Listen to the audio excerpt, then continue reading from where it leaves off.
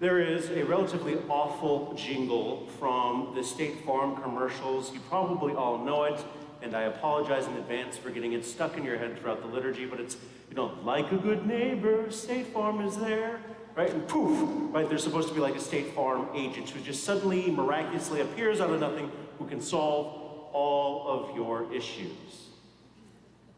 Funny enough, though, what if we talk to God in a way like we would talk maybe to our State Farm agent? What if we talked to God in a way that we could expect that as we were to just sort of shout out, like a good neighbor, the good shepherd is there, and boom, Jesus was there. And we could have a frank and honest conversation with a God who can be as relational, as hopeful, and as helpful as any State Farm agent could ever hope to be. I don't think that we're that far off. But the truth is, we kind of have to go in the order of today's readings, right? The first reading from the prophet Jeremiah talks about bad shepherds.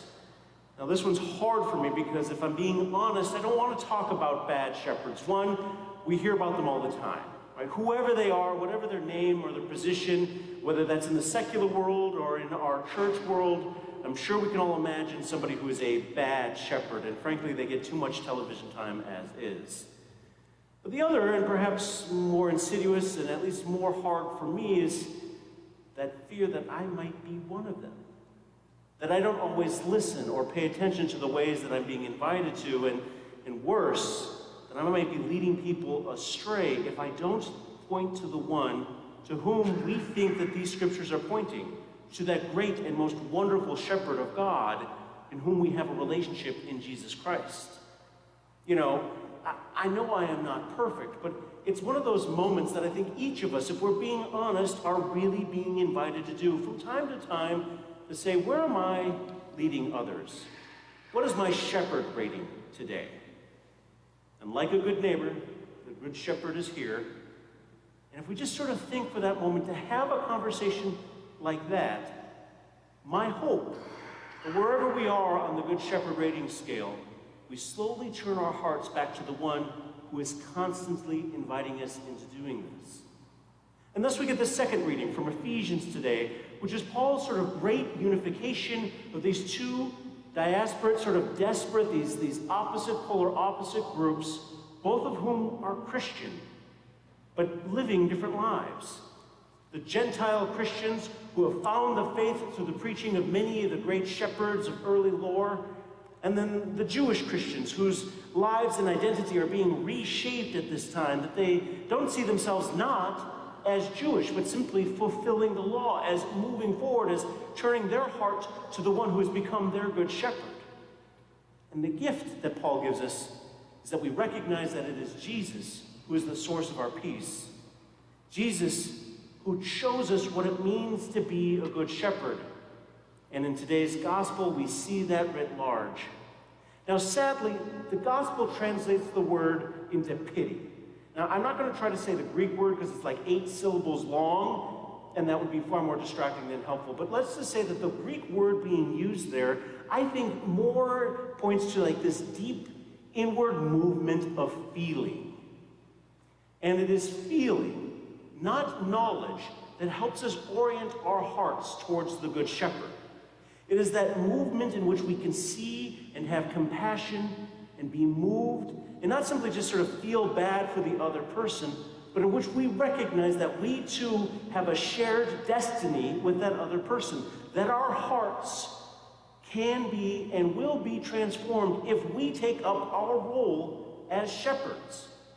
The beginning of this wonderfully short gospel is kind of a misnomer because Mark loves to throw a dozen things at you all at once. So last week, Jesus sent the apostles out to go do the good work. This week, they're coming back and they are on fire. They have seen the good work that can be done through them when they turn their hearts to the Good Shepherd, when they turn their hearts to the one who is inviting them. And that great work has got them all kinds of excited, and we can tell that they've been successful. Because Scripture tells us that people are coming at them from all kinds of directions. And Jesus, the Good Shepherd, says, let's go away a while. Let's have a little, retreat. Let us kind of reflect on what we have seen and what we have done.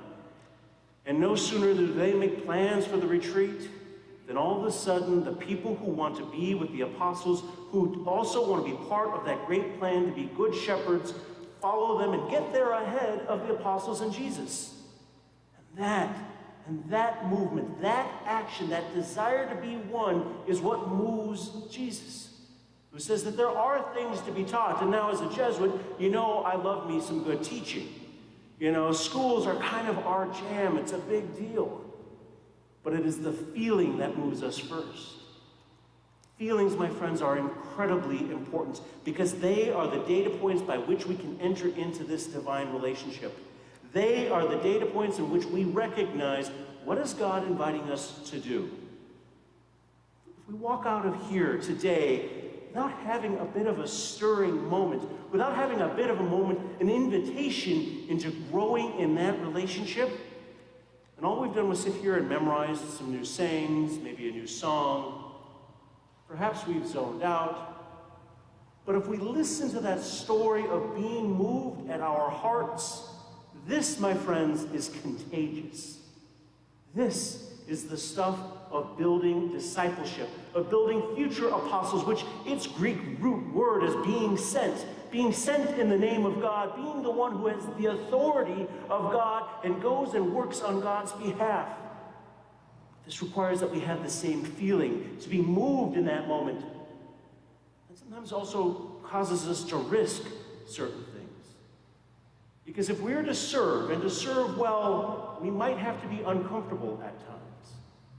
We might have to admit our faults. We might have to admit where we have fallen short of the mark. We might also have to admit where the system itself might be failing.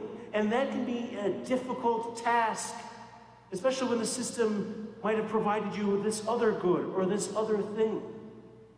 It might invite us to go into places where we are uncomfortable, to root out the injustice in our world. It might invite us to go to a place where we surrender a thing we have so that we can give it back to others, whether that's, living with less light, less phones, maybe less meat. That's a problem for me.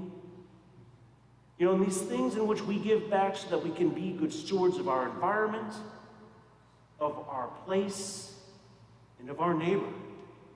To be the kind of shepherds that Jesus is inviting us into. To be good shepherds, to be able to be called upon like any good State Farm agent. To hope that whenever we ask for a good shepherd to be with us, all of whom are pointing to that great shepherd in whose meal we celebrate. So today, my friends, like a good neighbor, is the good shepherd near?